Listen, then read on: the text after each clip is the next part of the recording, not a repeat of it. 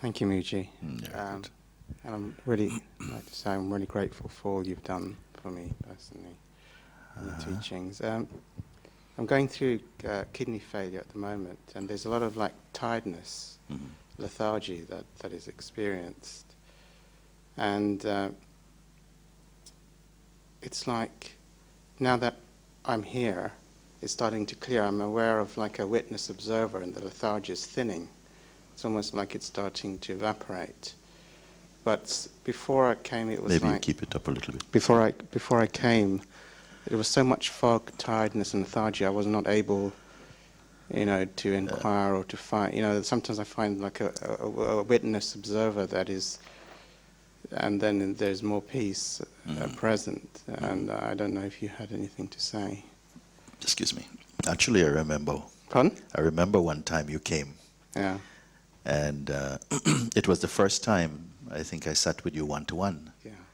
And you shared with me the first time like this, that you had some challenges in the body, and that especially on the day that you intended to come and see me, that somehow it was really a struggle to come, and almost to the point where you felt, look, maybe I just not meant to come, because the physical challenge to come was so strong. That's right. I remember this clearly, no? That's But correct. you managed it, you came, no? Yeah, there was a huge pain in the feet suddenly. That's right. And that was a good while ago, maybe over a year ago or something. Yes. And I remember we sat and we went through a bit of some investigation. And in fact, I don't know if you remember. I remember it clearly. Because what happened at a certain point of our talking, I would say that the whole room lit up. That's correct. The whole room lit up with this brightness which was coming out of you. Yes, it was the most, Isn't it? it was like, well, I can describe it if you wish, but it was something that's indescribable. It was an intensity of experience, and Yes. it seemed almost like the world was vanishing in white light, and even the words were, even the phrases in the mental faculties were not able to operate. Yes. And it was very tangible. In fact, I've talked about you in other places I've traveled to say how it can be that someone could come with such a strong feeling of resistance, even at the physical level anyway. You came, and then after a short time of exploring together, there was some breakthrough, some insight took place, and immediately the atmosphere changed in such a powerful way that it's as though the whole room was filled up with lightness, you see. And I was saying to him, this is extraordinary, isn't it? That all this is emanating out of yourself. What is different? What became different, you see? Did you look at it? What was different from one moment to another moment? From one moment when there seemed like there was such resistance, also some kind of lethargic energy, struggling energy, and the next moment none of this was there at all. And I don't think I threw any magic powder in your face. It was something that was spectacular in effect, from one moment to the next moment. Then you were speaking like the Buddha itself, actually. So what happened since then? And now? What is different about now?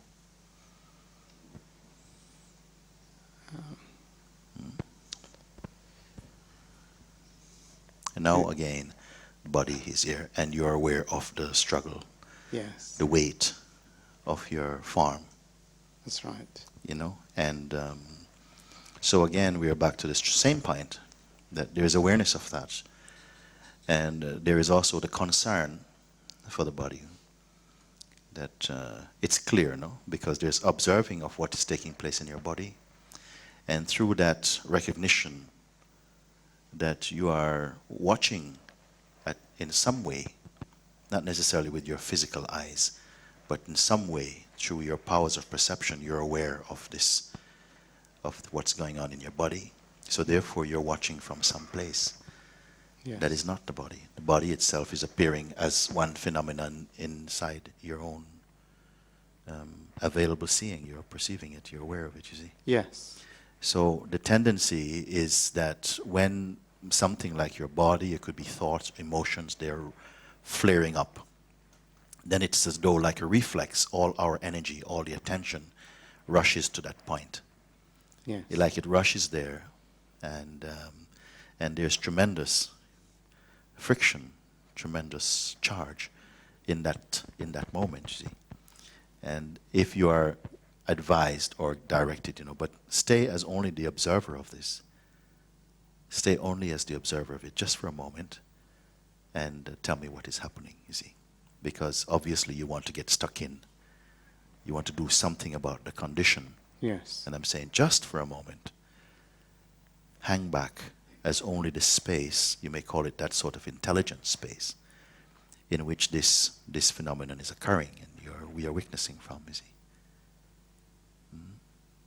And what happened? Even before we started talking, you were saying, even by being here, the power of that detached witnessing seems to be more present. Is true or not? Yes, and as you're talking, it's like everything is, all the fog has disappeared now, more or less, nearly, almost gone. Yes. What makes this fogginess? This is what my question. What makes this fogginess? Is it that the body demands, commands, or compels your attention to engage? Does the body have this power by itself? That simply on any action taking place, that by itself is enough to arrest your attention? Is that what is happening? Is it that you have no choice in the matter? That if something is occurring in you in the form of some emotional thing, some physical thing is taking place, that there's nothing you can do about it but to get sucked into the drama of that? Is it true? I understand. I think I understand what you said. The thing is, when I wake up in the mornings, it's like the fogginess is already there. Yes. And when there's intense fogginess, it's almost, I don't know if this is true or not, but it feels difficult to find the witness. Yes. Even this, let's slow right down, because this is so important, because just in those few sentences you're speaking, there is bookloads of things I can talk about. I don't want to talk about bookloads of stuff. I want to get right to the point in it. But all of this can only come up with that loudness because of the intensity of the interest, which seems perfectly understandable, that if something is going on in the body, then there's going to be that interest, that urge to at least to pacify it or to bring it to some kind of bring some help to the situation, isn't it? Mm-hmm. So therefore, all your energy in terms of also what you talk about is going to be about the body. What can I do? This is how it feels in my body right now. Can anybody help me? Is a doctor around? Can somebody, you see, like this. Everything is about the condition. But I'm doing something a little bit different. I'm asking you just to stay for a moment as in the place of the awareness within which this conditioning is arising in you. You see. You may have heard it many times. And perhaps hearing it again, you might think, well, I know what you're going to say. But I wonder, you see, if it's enough that you kind of know it, or that you employ it freshly every moment, to just check it out. What actually is happening? What actually is happening, you see? If you look to the condition, you can describe it. But I want you to pay attention, because a condition had a beginning and it will have an end. It will pass some way. It will subside in its intensity, or something is going to happen. Okay? But at whatever point we look at it, whether it's at its loudest point or its weakest and fading final moments before it actually goes into quietude again, you are still going to be here to observe it, you see. Yes. And this is something that, as human beings, we don't seem like we don't know how to do it. Even animals, they know how to do this, what I'm talking. And I don't know if anybody teach them. Something simply does not go personal with it. You allow it. That's not to say if there is an aspirin or something that can alleviate the pain, you should not do it. No, you will do what you can. But also, that action can take place without any loss of awareness, you see. The awareness is a significant thing. The awareness is the important part of it. And this is why I ask you, what is happening now? What is happening now is simply that this condition also thrives from the energy of your attention, your interest, and the meaning it has for you. Gives it energy. What is happening now is that quietly, spontaneously, something is, I'm using the words like just resting back inside a stiller place inside yourself, allowing the condition to be whatever it is, rather than to be somehow monitoring every change in it. It's as though the eyes have just dropped back inside a quiet space. And so whatever that condition is, it can happen purely for what it is, without any anxiety swimming up around it as well. That's important.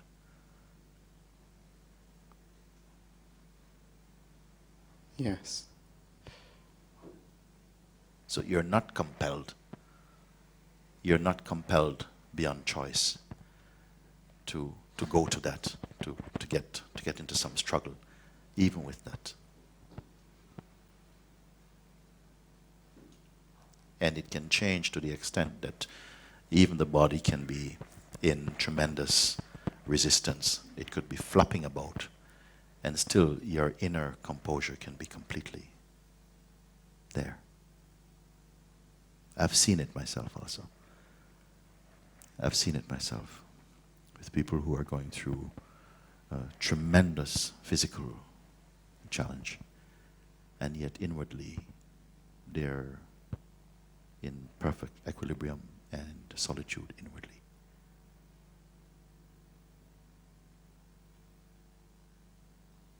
They can happen together, simultaneously even.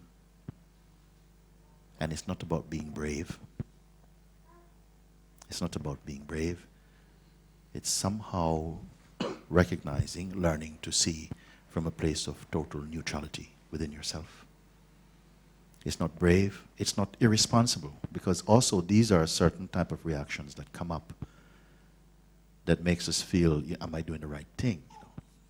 Is it right to be like this?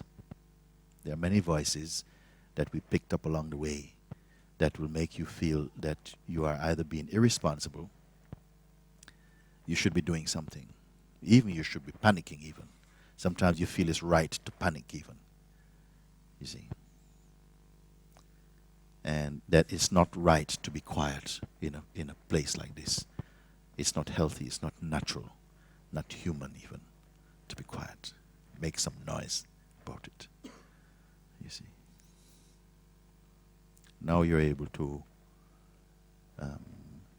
leave that aside almost. Leave this body aside, or leave the concern for it aside. You can do this? It's very easy now. Very easy now.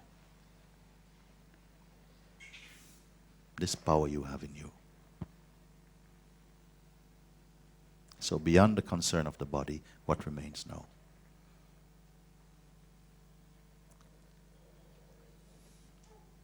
Spaciousness. Spaciousness is there.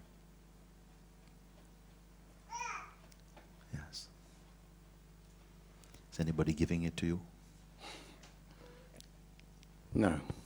No.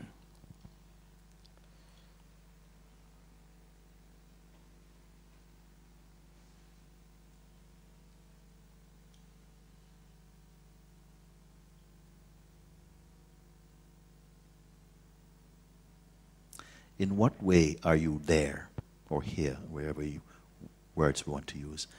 In what is your, what are you in this moment? A strange question it might seem, but what are you in this moment? Don't go to your mind for this. Just what are you? Rely totally only on what is here now. Where are you exactly, precisely in this? We have left the pain and the body aside for the moment. we have not dismissed it necessarily. You have just simply left it aside for the moment. And I ask you what remains. You say space. Mhm. And obviously maybe the perception of space. Yes. But is there the perceiver of space? Is it separate components we're talking about? Say space remains. When there is not this hooking into the body, there's a sense of spaciousness. Then there's the perception of space. Is there the perceiver of space also? As an entity, as something tangible. What is perceiving? Rely entirely on the freshness of your own discovery now. What is there? What perceives even space?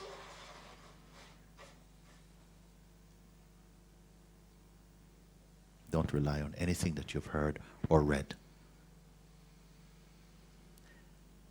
Is there yourself and space? Is there a self that watches space? Is there something there? Who are you in this moment? You have a location.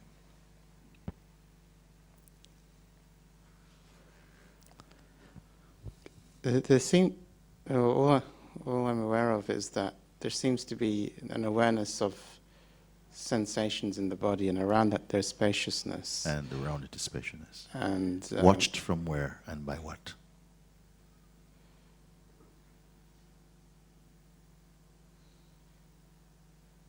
I cannot locate a place. Cannot locate a place.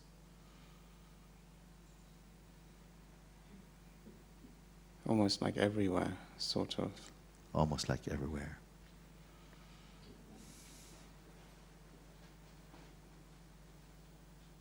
And again I ask the question, who, what, and where are you?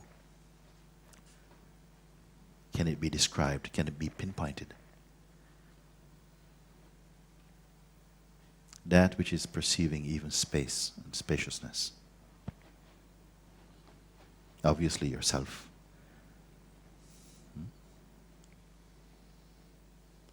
I don't think it can be pinpointed. No.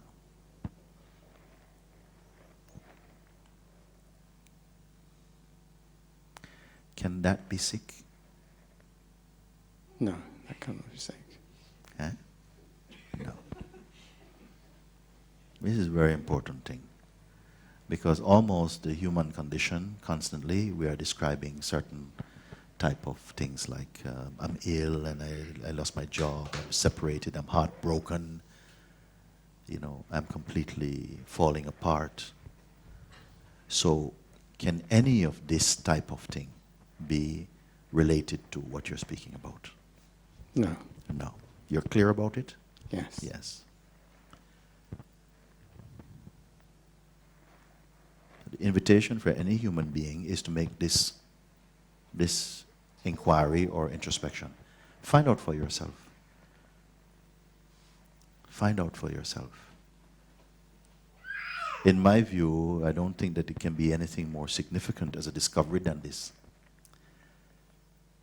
Because we have a lot to say as human beings. You know, I did this, I'm going to do this thing happened to me, and I don't know what I'm going to do. Who is speaking these things? Where are they coming out of? What do these words represent? On whose behalf are they spoken? Can the subject of these words be found? Is it yourself?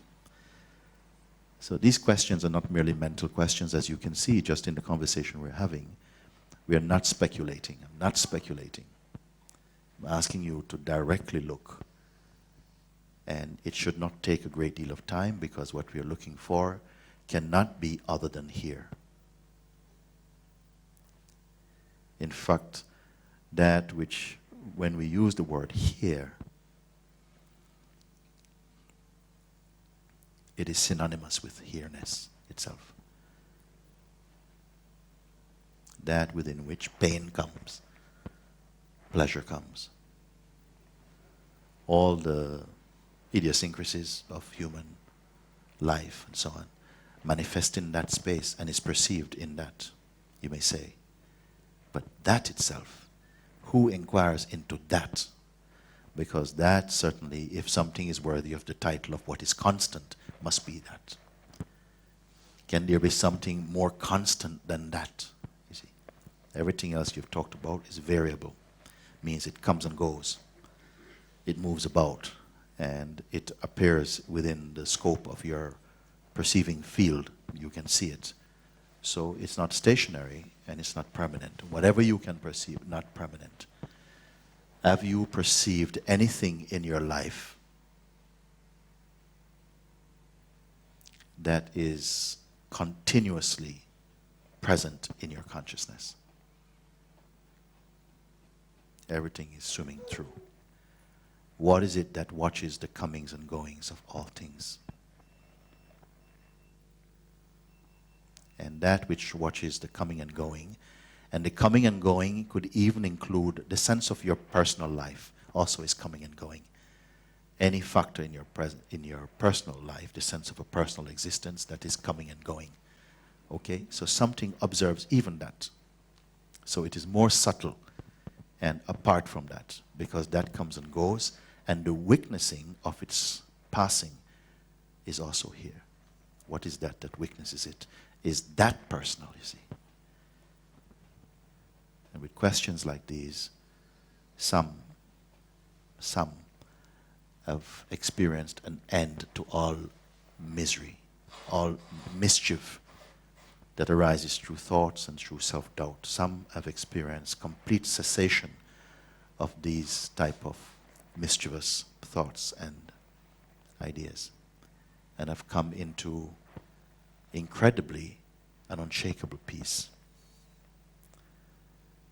It's not a peace that says there should not be pain. Pain can also happen in peace without removing peace. Those who have experienced, they know.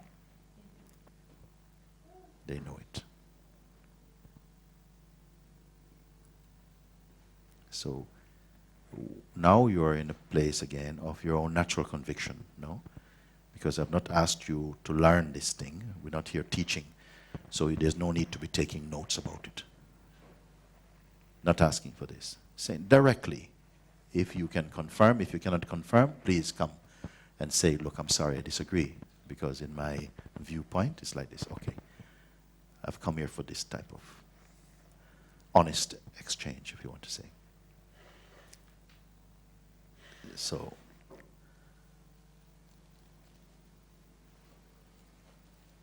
are you presently in a disturbed state? No. No, it's gone. No.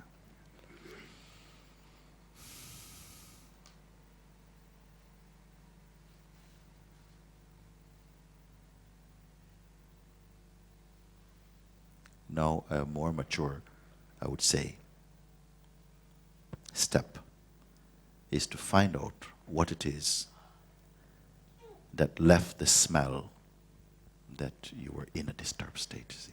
Find out, how did that come about? How did I get confused about it? You see?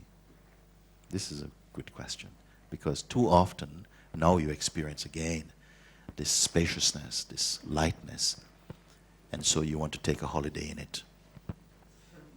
You put your foot up in your spiritual hammock, and until the next time comes. Then again you have to come for another session, you see. But now I'm saying, no, just take it easy. Let's take a look and see. What is it that brought in this feeling that things were not right? From a bodily perspective, I can understand you. Obviously, also if something was not working well in my own leg, I will want to go and see about it. Go to the doctor, find out what's happening. It's not, somehow it's jumping. Do you know something? I may or I may not. See?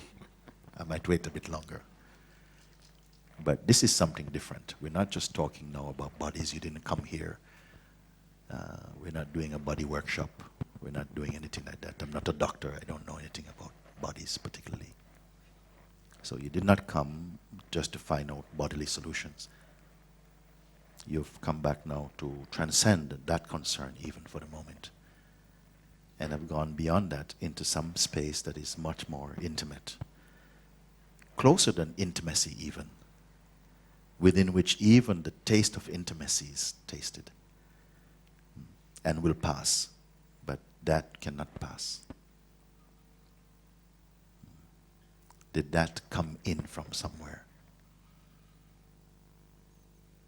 Did that space, what you call space of spaciousness and lightness,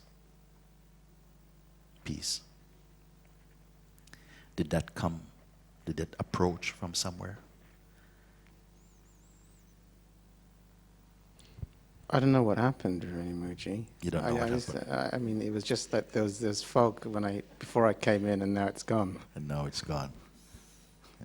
It was a bit like that with the last when I had the one-to-one. Yes. I just came in and I was in pain and suffering, and then it was an experience beyond anything I've ever experienced. You see, the reason why I'm asking is because I want you to be able to be your own doctor. I don't want, sometimes people say, but I came and then, you know, somehow, maybe the space, I don't know, maybe it's the perfume you wear or something. And then suddenly it was gone. And I'm saying, no, don't think it's something that's so alien. It's from you. It happened in you. What has taken place happened in you. And I'm trying to show you how it is like that. If you want to call it an happening, and this is the question I'm asking, you see, is that which now you are and clearly recognize, but I'm there, this is my true place of being. Was that a happening? Is it an event? This is what the question is. Did it happen? What happened, it seemed, is just an idea, or somehow, and my attention was distracted towards something else, and so energy was going to that, and then now that was recognized that that's just a phenomenon arising in me, and I am the witness of this. And now, as the witness, what are you? Are you a tangible witness? Is it like pulling the curtains finally on the yellow brick road or something, and there's a little guy behind saying, I am the witness? Is it something like this, or is there? What is there? What is doing the witnessing? I asked you this question, in fact. Is there an entity behind the witnessing, like a witnesser? What was there, you see? I can't find that at the moment. Can't find it. What is it that cannot find it? What's doing the looking to even prove that, yeah, actually, that's not even there. That which is even looking, can that itself be seen? No.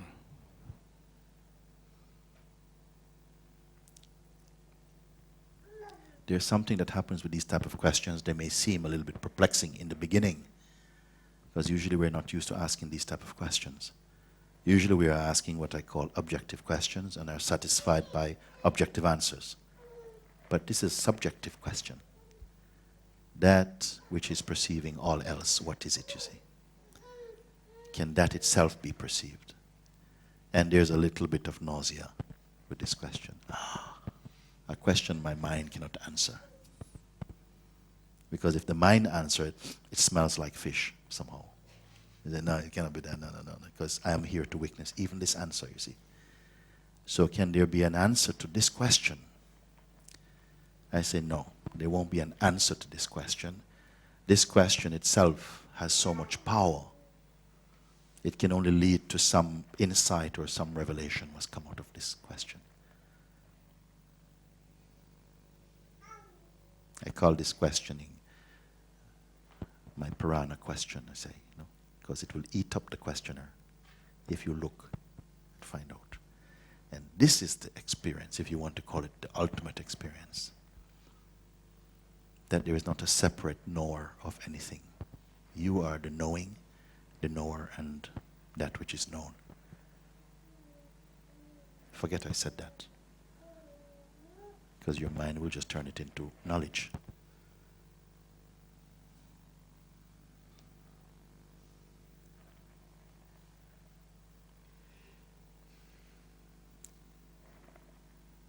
You're confused now? It seems like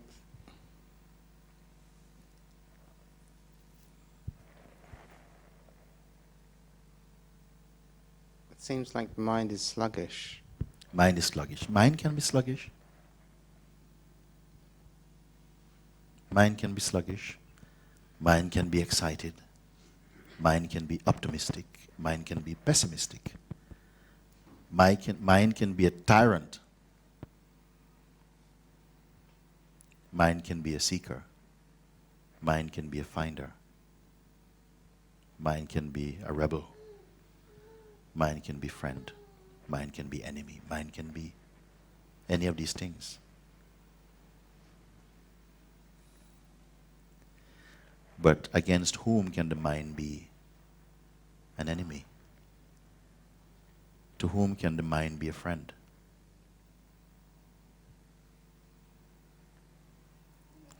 To whom can the mind betray? These are questions I want to ask.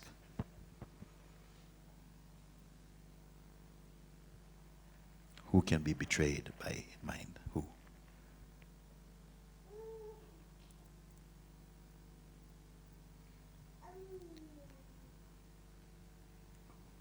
Who receives the mind's gifts?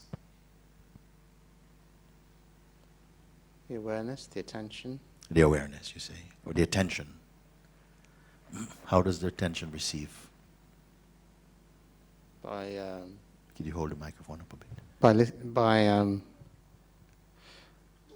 by placing attention or awareness on what is going on in the mind. Yes, yes. Okay, supposing you look at it like this, that you put attention on something that is arising in the mind, okay? You say this, attention goes to something that arises in mind. Okay? Who is affected by it? This you must clearly find out. They're not questions that you'll find out on the first go, maybe the second go. Sometimes after years, people are still banging their head against these questions. But they are nevertheless very potent and important question. Who benefits from the mind? Because, you know, I mean, what's going to answer a lot of times is social conditioning. Education is going to answer because we've been taught so many things like that. But have you found out? Doesn't the mind benefit from it? Mind benefits from mind. It continues its virtual existence. Yes. I like the sound of that. Mind benefits from mind in order to sustain its virtual existence. It's beautifully expressed. What weakness is that? At the moment I'm aware of the spaciousness, but I know there's more than that. You see, when you say something like this, for me, this is profound. It has weight, it has authority. Somehow, it has that resonance here. What you've said, somehow, I don't know how, but it has a sort of weight, power. What benefits from mind? You say mind itself. Is it two minds? That one benefits another?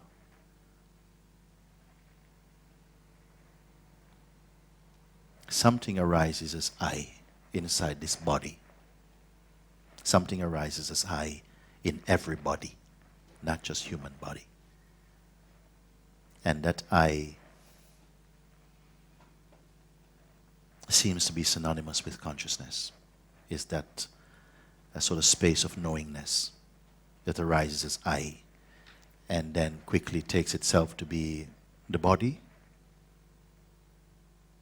or the occupier of the body. And the question is to find out what is this thing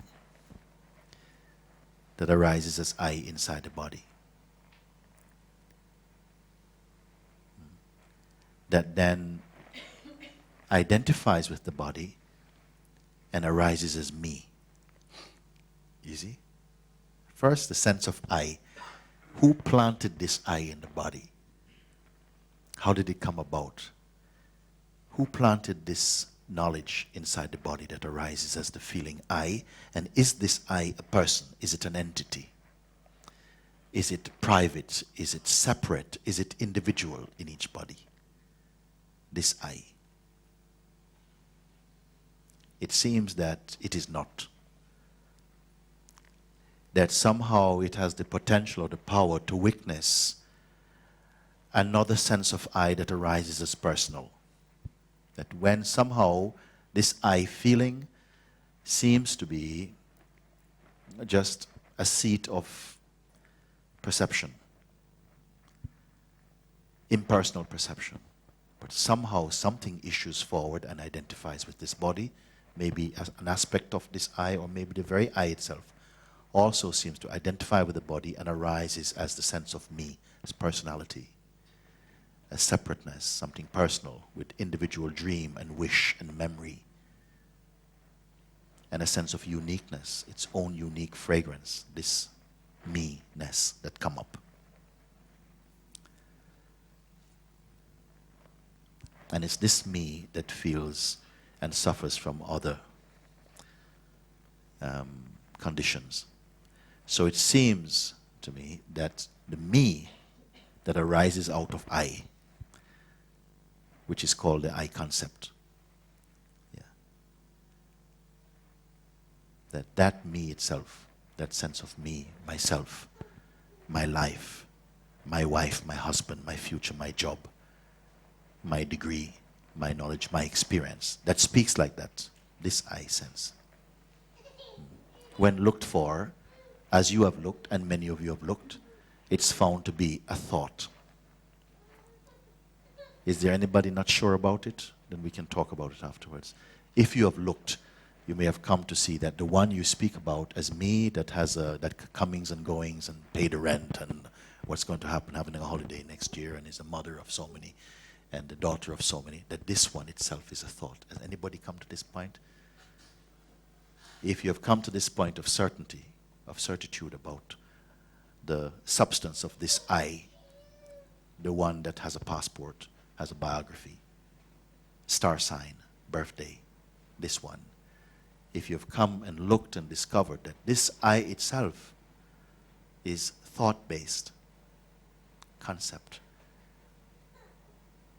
the primal concept, the first concept, and it's this that you are referring to maybe as the mind itself. And once this first concept, this I concept, now once it's set into its identification with the body, because at one time it was not. As a child, maybe as young as this child you see over there, hadn't yet identified strongly with the body. It did not think, I am this body. When the body was not so familiar, when the skill hadn't developed to manipulate and to this mechanism, there was not the feeling, I am this body. Many of you are parents, you might have learned from your children that somehow at a certain stage they're not referring to their body as themselves. And later on, then they accept the body as the self, and then they start to say, I'm a girl or a boy or something. Prior to that knowledge, they don't know even that they're a boy or girl even. They don't know it. So that first concept is having relationship with other concepts about itself. A concept is having relationship with other concepts about itself. I don't know if you've clarified this.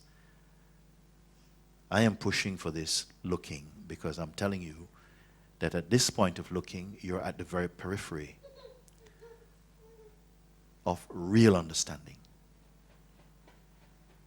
You're cracking the shell if you've understood this. The person that you take yourself to be is a thought.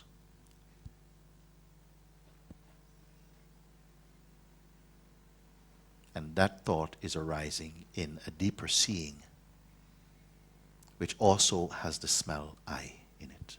But this I is not personal. This I call the intuition, the feeling I am, which is neither male nor female. It's not even particularly human. It's just pure consciousness. And this is why it has no particular interest in the I, which is personal. It has no particular interest in the personal story. It doesn't have it.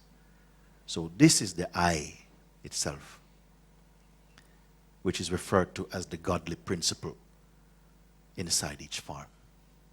Have you come to that point of introspection? Anybody? If you've come to this place of looking, there are not many more questions you need to be concerned about. If you're still swimming in the waters of the personal self and identity, you have a lot more swim to make. If you've come to look and to evaluate that your personal sense of self is variable, not constant. It is arising, and its smell is depending upon certain factors, certain moods change the smell of this I. Certain factors, many of them untraceable, gives the I its quality. What perceives this is that deeper intuition, that impersonal intuition, the sense I am. That sense I am. What is the difference between what you may call an ignorant person and a sage, if there is? There is no real profound difference. There isn't any real difference. The difference is on the surface, and it makes a huge difference, actually.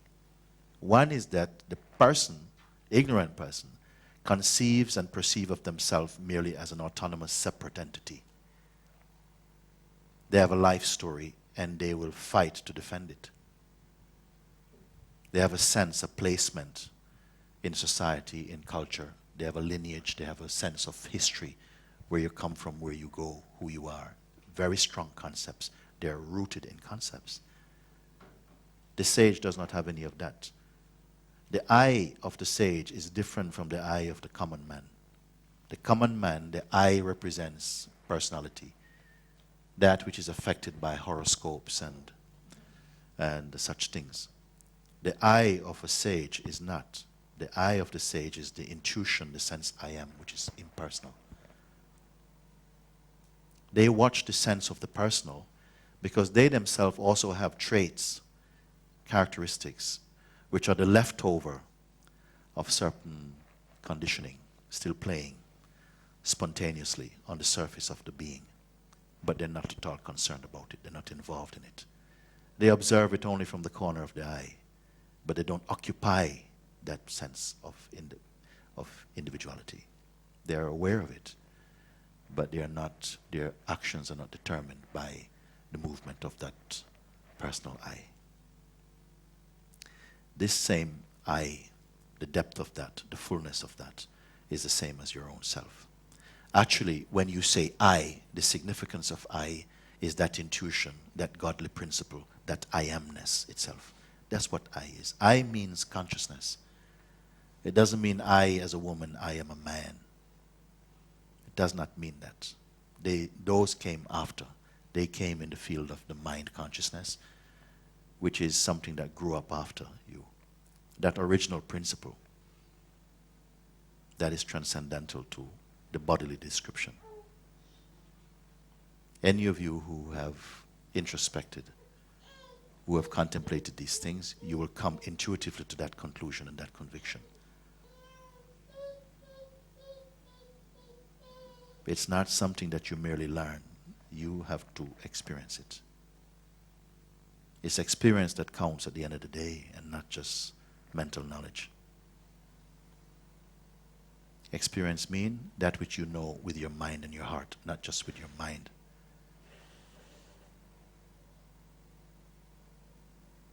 That alone can be called profound. Inseparable from yourself. You become that knowledge. You're united as one force. Not you and one who as one who possess knowledge.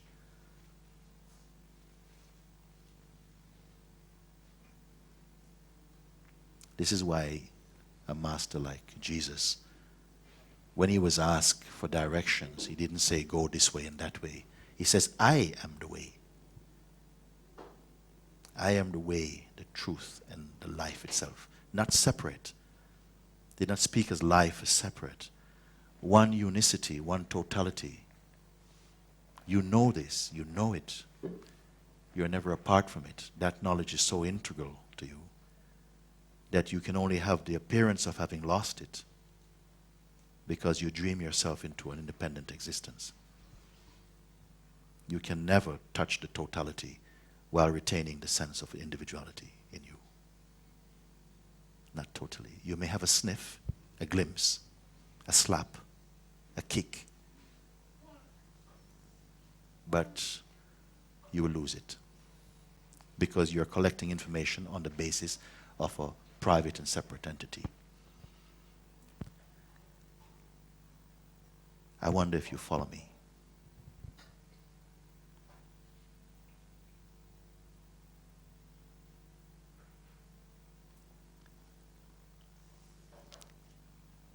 Life is full of grace. If it was down to human beings to save themselves, who could be saved, you see?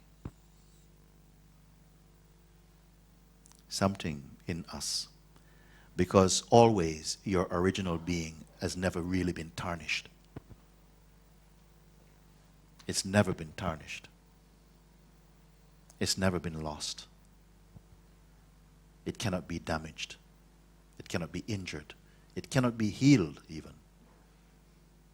It cannot be fixed. It cannot be improved.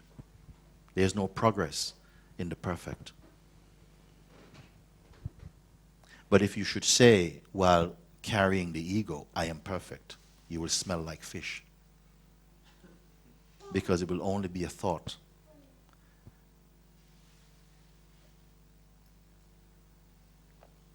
Who is up for it, you see?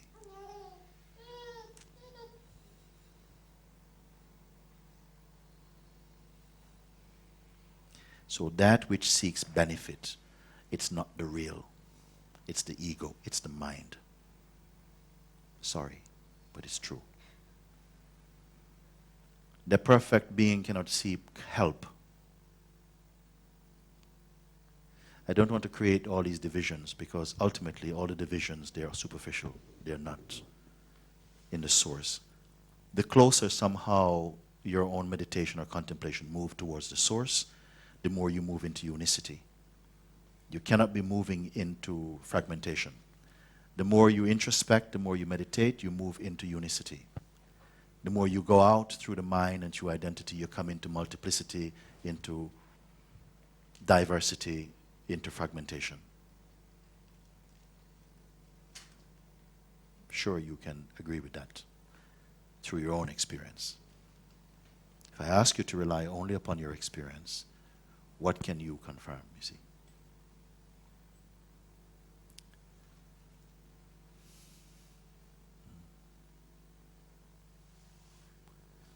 All these things, they are only the A to Z of the consciousness. When you're home, you can put your A to Z down. I say when you're home. It's a funny thing to say, actually. It's like asking you, when you're human, it will be like this. Actually, you are home. It's simply you're not aware you're home.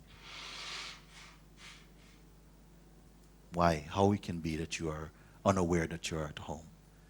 Because you are playing with things that confuse your mind. Take you out into the forest of confusion. Then you forget. You know what the greatest sin, if there's a sin, something called that? To forget who you are. It's just this.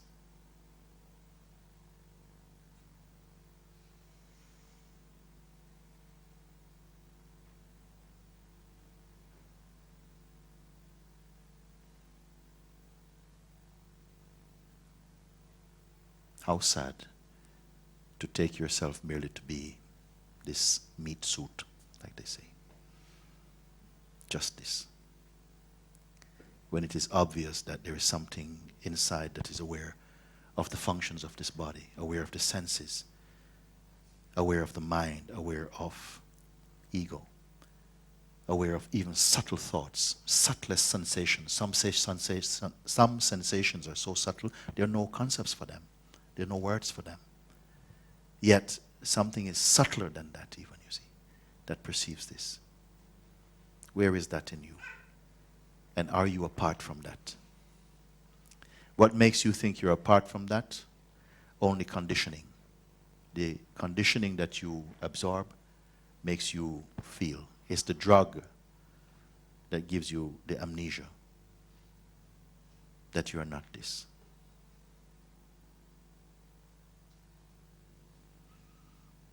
So you're sorted? Yes. Thank you. Thank you so much, Muji. Okay. Thank you.